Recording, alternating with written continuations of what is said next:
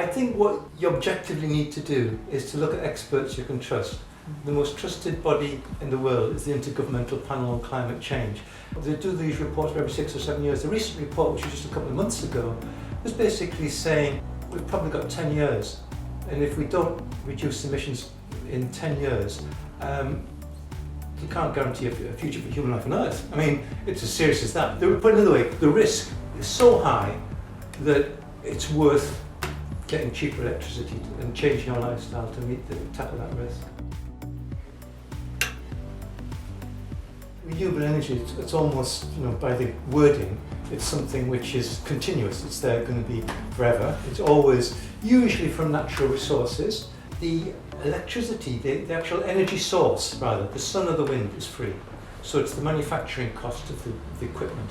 The manufacturing cost of the equipment reduces, it's like common with everything. When we bought our first computer, it was 1,500 quid. I can get a much better one now for 300 quid.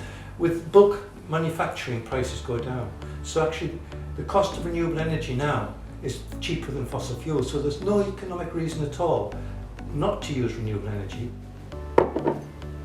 You think about, the global south, developing countries, who are suffering from climate change, and I know, are you asking them to reduce their emissions when the emissions are so tiny at the moment? So we've actually got to live much simpler lifestyles to actually protect, people in developing countries, for sure. The challenge of tackling climate change is, I think, beyond most of our conceptions what's going to be needed, and it is going to be a much simpler or less lifestyle without the things that we've got at the moment. I mean, we could use public transport to try and reduce the number of cars on roads, and also it needs a lot more investment in cycle paths. And what's quite interesting, you get progressive cities like Copenhagen in Denmark, where I think 70% of all commuting is by bike. And people get used to it, as kids in carriers on bikes, and it's good exercise, why not? And so the government invested in cycle paths and the right signs and promoted it. This is what was lacking in the UK. I think we're a bit too lack of vision for what's needed. We sort of, live day to day actually, and some of these other countries are much more forward looking than us. With the sector I've been working in community energy, there was a community energy support programme. We could get a feed-in tariff and things like that. The current government scrapped all that in 2016, soon after they were elected. Government before that, the Lib Dem Conservative Alliance, had a policy for zero carbon homes by 2016. House builders were quite keen on it. What they wanted was stability. They said, if you want zero carbon homes, this was launched, say, 2010, 2000. If you want zero carbon homes by 2016, we can do it. And the government introduced stages of the carbon emissions from new housings. And basically then, the industry trained people. There was a training centre in Dorchester here. And the government then just scrapped the title. Everybody then lost all the enthusiasm for it. It's a terrible mistake. And they've screwed up several different initiatives like that. They are going to introduce a policy for green new build, and it's more substantial because they're not going to allow any gas connections to new build housing after 2025.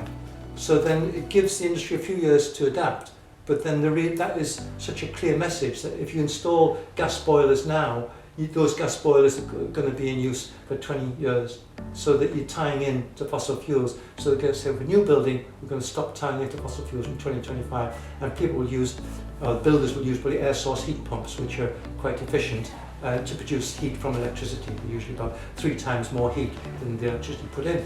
And the technology is available, but builders don't use it because they're not forced to do it. Some of this change is being brought out by European-wide legislation. The UK is not too bad. For example, condensing boilers, they're 10 to 20% more efficient. You can only put in a condensing boiler now. A really great one, I think, is LED lighting. Basically, again, it's like 1/10 of the electricity use of old lighting, and the UK was actually the leader on that. I've got to give them credit, ahead of the EU. So these sort of changes have brought on genuine emissions, and also the big increase in renewable energy. It's not economically viable still to put solar panels on your house. because the government have stopped this feed-in tariff, which has effectively stopped us putting solar panels on schools and buildings. So government policy is not helping households, so you need government policy to help individuals. And then if we've got that, I think we could feel confident and we could do a bit more ourselves and just realise perhaps that big changes are going to be needed, and like I said, maybe try and use public transport more, walk or cycle a bit more. Yeah, I mean, simple things as well, that keeping your house a bit cool. I mean, I really quite like wearing thermal clothes, you know, like skiing base layer. And I think there's actually a big market for the future in thermal clothes, you know, fashion, thermal fashion, why not? And you know, everyone talks about insulating houses, but if you were, you know, living in Greenland or something, you insulate yourself. Well, we should maybe think about that. It's really cheap. You know, nice fashion clothes. Better than what I've got, but yeah, just things like that I think would help.